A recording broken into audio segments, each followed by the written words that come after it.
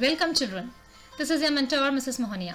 So let's continue with our chapter number 3, that is working with queries, forms and reports. So for today your subtopics are specifying simple criteria, specifying multiple criteria. So first let's start with specifying simple criteria.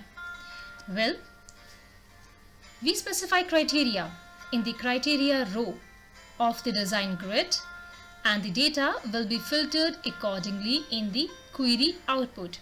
As we have seen in our previous session, that criteria contains the condition on the basis of which the records will be filtered in the query output. So in simple criteria, we have to specify only one criteria. So let's understand with the help of the example. Okay, let's create a query with the help of design query, and here we'll be using simple criteria. So for that, the first step is that we'll click on the create tab. Here we'll go for query design, and then here we can see show table dialog box is in front of us, 2 tables. So from here we'll choose students table and we'll go for add button. As you can see, this table is added. We'll close this dialog box. Now from here, we'll keep on dragging the field which we need. So the very first field is roll number. We'll drag it over here, roll number. Then we'll go for the first name. We'll go for the class and address. So here we have 4 fields right now. Okay. Now next is sorting. Whatever output we get of the query, let's have it in the ascending order on the basis of first name. So here I have chosen ascending order. Next, everywhere it has been tick marked. That means in the output query, all the fields will appear. Now let's write the criteria. Now criteria is what? Our criteria is that we need only the data of children's from class 8th. So class 8th, that means our criteria we have to write under the class column. So here we'll write that is equal to 8. Fine. Now after this, we can simply run from here our query without saving, or we can save it. For saving, we will have to just click on this cross button, close the query. See, it will ask you, do you want to save? We'll say yes. And this is the name, any name you can give here. So by default, query 1 is here. I'll go for OK. And here my query has been created. Let me double click on it. Now here it is. So this query is based on simple criteria. My simple criteria was only the name of children from class 8th. So we have got the list of children from class 8th and the names are in ascending order.